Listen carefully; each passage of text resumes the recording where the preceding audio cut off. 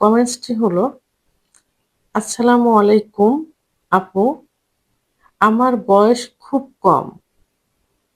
আমি কোনো ধরনের হস্তমৈথুন করি না কিংবা পর্ন ভিডিও দেখি না। কিন্তু আমার পেনিস ৮ ইঞ্চি এবং আমার পেনিস থেকে এক ধরনের বীর্য বাহির হয়। যার কারণে আমার শরীর দুর্বল হয়ে যায় এবং মাঝে মধ্যে আমার পেনিস পাবলিক প্লেসে দাঁড়িয়ে যায়। এখন আমার করণীয় কি?" দেশের এবং প্রবাসের ভাই-বোনদের প্রতি সালাম। আসসালামু আলাইকুম। আমি প্রভাষক ডাক্তার রিক্তা পারভীন, হোমিওপ্যাথি এবং আয়ুর্বেদিক চিকিৎসক। আজকে খুব গুরুত্বপূর্ণ একটা বিষয় নিয়ে আলোচনা করব, যে বিষয়টা সম্পর্কে অধিকাংশ পুরুষের ভুল একটা ধারণা থাকে। এই ভুল ধারণার থেকে আজকে এই বিষয় নিয়ে আলোচনা করব। তো বিষয়টি আজকে আমার এক শুভাকাঙ্ক্ষী আমাকে কমেন্টস করেছেন। এই যে ও কথাগুলো যে অল্প বয়সী আমার শুভাকাঙ্ক্ষী লিখেছেন, এটা কিন্তু অধিকাংশ পুরুষেরই এই কথাটা থাকে এবং এটা হয়ে থাকে। তারা একইভাবে কিন্তু প্রশ্ন করে যে, "প্রসাব করতে বসছি, টয়লেটে বসছি, দিছে বীর্য বের হয়ে গেছে। আ পর্নোগ্রাফি দেখছি, কি সামান্য উত্তেজনা হয়েছে, স্ত্রীর কাছে গেছি উত্তেজনা হয়েছে, আ উত্তেজনামূলক কোনো কিছু চিন্তাভাবনা করেছি, একটু লিঙ্গ দাঁড়িয়েছে, বীর্য বের হয়ে গেছে।" তো এইভাবে প্রতিনিয়ত বীর্য বের হয়ে যাওয়ার কারণে আমরা দুর্বল হয়ে গেছি। এইটাই প্রশ্ন থাকে। তো এই যে ভুল ধারণা কোনটা? আসলে এই যে লালা বিজলা মতো বের হয়, যেটাকে বলে সবাই যে বীর্য বের হয়, এটা আসলে বীর্য না। এটাকে কামরস বলে অথবা মিউকাস বলে। যেমন স্ত্রীর সঙ্গে যখন সহবাস করা হয়, তখন স্ত্রীকে ফোর-প্লে করলে অর্গাজম হয়। অর্থাৎ কামরাস বের হয়। যার কারণে সহবাসে স্ত্রীরা কোনো কষ্ট পায় না। কারণ যোনিপথ পিচ্ছিল্য হয়ে যায়। কোনো ব্যথা লাগে না, জ্বালা যন্ত্রণা হয় না। তো এটা কিন্তু ক্ষুধা প্রদত্ত। যে মহিলাদের এটা হয় না, তাদের কি করা হয়? চিকিৎসা দেওয়া হয়। কারণ সেক্স হরমোন কমে গেলে যৌন অক্ষমতা আসে। তো এখন পুরুষের যেটা বের হচ্ছে, এটাও কিন্তু সেটা কামরস বা মিউকাস। যখন স্ত্রীর সঙ্গে সহবাসে যাওয়া হয়, তখন যদি এই কামরস বের হয় বা মিউকাস বের হয়, তাহলে সহবাসটা কিন্তু খুব স্বাভাবিক হয়ে যায়। স্ত্রীকে কোনো লুব্রিকেট, কোনো অয়েল, কোনো কিছু ব্যবহার করা লাগে না।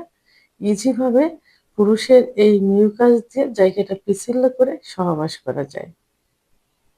তাহলে এই ভুল ধারণাটা আজকের থেকে মুক্ত হইতে হবে যে এটা আ বীর্য না, এটা কামরস বা মিউকাস। হ্যাঁ, যাদের প্রসাব দিয়ে অথবা আম টয়লেটের সময় দিলে যেটা বের হয়, এটা আসলে কি প্রোস্টেট ফ্লুইড। কারণ প্রোস্টেট গ্ল্যান্ডের ভিতরে এক ধরনের ফ্লুইড থাকে।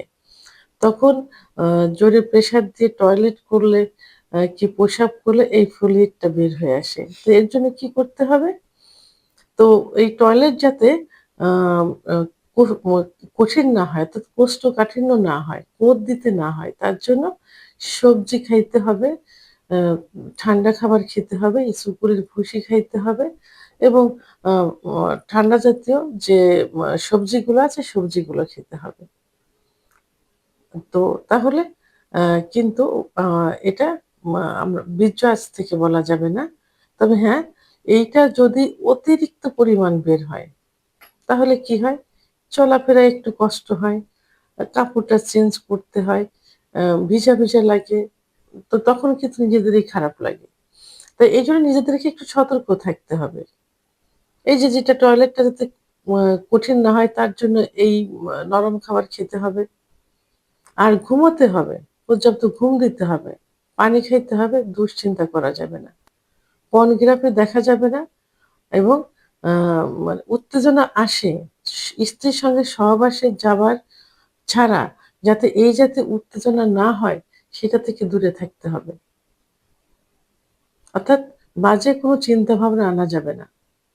মুসলমান হলে অবশ্যই ৫ ওয়াক্ত নামাজ পড়তে হবে, পাক পবিত্র অবস্থায় থাকতে হবে। তাহলে কিন্তু এই উম মিউকাসটা বের হবে না। তারপরেও যদি অতিরিক্ত মিউকাস বের হয় তাহলে কি করতে হবে? ডাক্তারের শরণাপন্ন হতে হবে। ডাক্তারের সঙ্গে আলোচনা করতে হবে এবং হোমিওপ্যাথিতে এই মিউকাস বন্ধ করার জন্য খুব ভালো মেডিসিন রয়েছে। ১ টা ২ টা মেডিসিন খেলেই কিন্তু এটা ঠিক হয়ে যায়। তাহলে অবশ্যই একজন রেজিস্ট্রারকৃত হোমিওপ্যাথি ডাক্তারের শরণাপন্ন হতে হবে।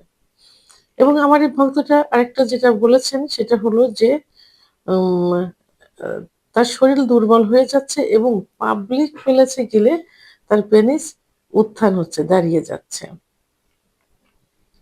দেখেন, অনেকে চেষ্টা করেও অনেক ডাক্তার দেশে, দেশের বাইরে এই ডাক্তার, ওই ডাক্তার দেখিয়েও কিন্তু এই সেক্সটা বৃদ্ধি করতে পারছে না, উত্থান আনতে পারছে না। অনেকে উত্থানের অভাবে স্ত্রীর সঙ্গে ডিভোর্স হয়ে যাচ্ছে। স্ত্রী পরকীয়া করছে। ৭-৮ বছর ১০ বছর আলাদা বিছনায় ঘুমোচ্ছে। সংসারে কোনো শান্তি নেই। এই উত্থান না হওয়ার কারণে। তো এখন আপনাদের বা আপনার যে উত্থান হচ্ছে এটা আল্লাহর কাছে হাজার শুকরিয়া আদায় করতে হবে। কিন্তু পাবলিক প্লেসে কেন উত্থান হবে? এটা নিশ্চয়ই আপনার ভুল। ভুলটা কি? আপনি তখন নিশ্চয়ই এইসব চিন্তাভাবনা করেন অথবা পাবলিক প্লেসে কোনো মেয়ে যাচ্ছে, কোনো শর্ট কাপড় পরে অথবা ওই জাতীয় কোনো পোশাক পরে অথবা এমন কিছু দেখছেন যে আপনার সেক্স উত্তেজনা চলে আসছে। তো এটা থেকে নিজেকে কন্ট্রোল করেন। ওদিকে তাকাবেন না। নিজেকে সংযত করতে হবে। তাকালেও দেখলেন ওটার চিন্তা-ভাবনা করা যাবে না। সেক্সুয়াল কোনো উত্তেজনা ভিতরে আনা যাবে না। তাহলেই কিন্তু ঠিক হয়ে যাবে। এখন এইটা যদি আপনি ওষুধ দিয়ে বন্ধ করতে চান তাহলে আপনার তো সেক্স নষ্ট হয়ে যাবে। আর এই জাতীয় অপচিকিৎসা কোনো ডাক্তার আপনাকে দিবেন না। তাহলে নিজে কন্ট্রোল হতে হবে। চোখকে হেফাজত করতে হবে। মনকে কন্ট্রোল করতে হবে। স্ত্রী ছাড়া, পার্টনার ছাড়া সেক্সুয়াল চিন্তাভাবনা কখনো মাথায় আনা যাবে না। নিজেকে একটু কন্ট্রোল করেন, নম্র ভদ্রতার ভিতরে চলে আসেন, ইসলামের রীতিনীতিগুলো মেনে চলেন অথবা যারা অন্য ধর্মের আছে তাদের নিজস্ব ধর্মগুলো মেনে চলেন, দেখবেন সব ঠিক হয়ে যাবে। আর এই ভুল চিন্তাভাবনা আজকে থেকে বন্ধ করতে হবে যে বীর্য। সহবাস ছাড়া কখনো আর মাস্টারবেশন ওই জাতীয় ছাড়া স্বাভাবিকভাবে যেটা আ ইচ্ছা উত্থান হলে একটু লালা বিজলা যাচ্ছে এটা বীর্য না। এটা মিউকাস অথবা কামরস। এটা আপনার সহবাসকে খুব আ সুন্দর করবে। উম আ সহবাসে খুব আরামদায়ক করবে। স্বামী-স্ত্রী উভয়েরই। ভিডিওটি সম্পর্কে যদি কোনো মতামত থেকে থাকে অবশ্যই কমেন্টের মাধ্যমে জানাবেন। আর ভিডিওটি ভালো লাগলে লাইক, কমেন্ট, সাবস্ক্রাইব করে আমার সঙ্গে থাকুন। আল্লাহ হাফেজ।